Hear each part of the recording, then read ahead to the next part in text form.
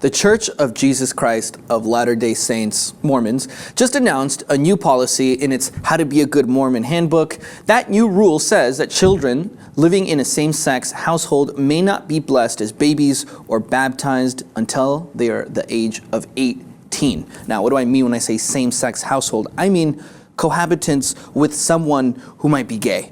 So let's call it for what it is. If you live in a house with someone who's gay, even though you're 4 or 5 and you have absolutely no control over those things, so you can't get a job or your own apartment, you cannot be baptized.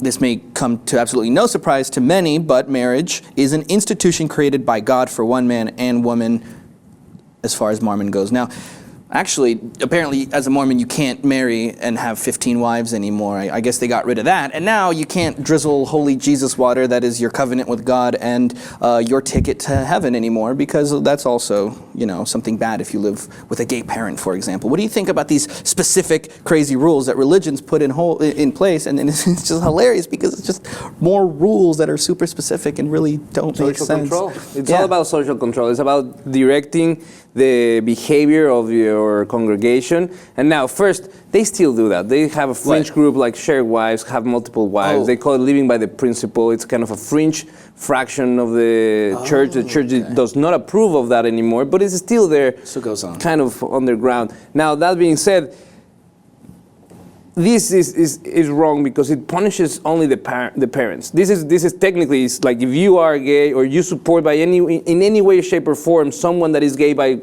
taking him into your home, or even if it's not your couple, even if you have another son that is gay, or you have a cousin or you have a family member that lives with you, they just are trying to exclude you from the church. That's what it seems, because the kids don't have control. They don't want to be baptized as one. They don't ask to be baptized as one. It's something that the family wants to do. So I think this is a measure for the church to shun out those who might be open-minded and say, well, you know what, I think that I'm cool with gay people. I can cohabitate with them. And the church says, well, if you do it, I'm going to do everything that is in my power to push you away from this community. Right, yeah, I remember watching the video of when I was baptized. I'm like screaming, crying, no idea what's going on. Some guy in weird clothes is like dipping me in some cold ass water. It was weird.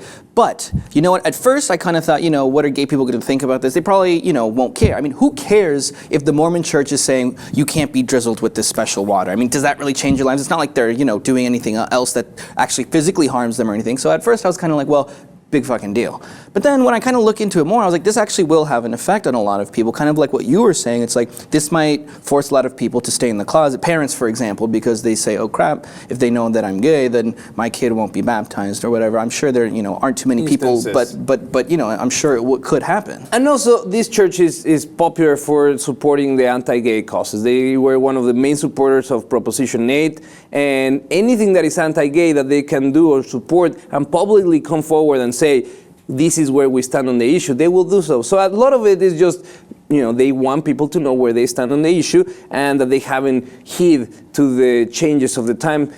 We know who they are and we know what they stand for, and we stay away from them.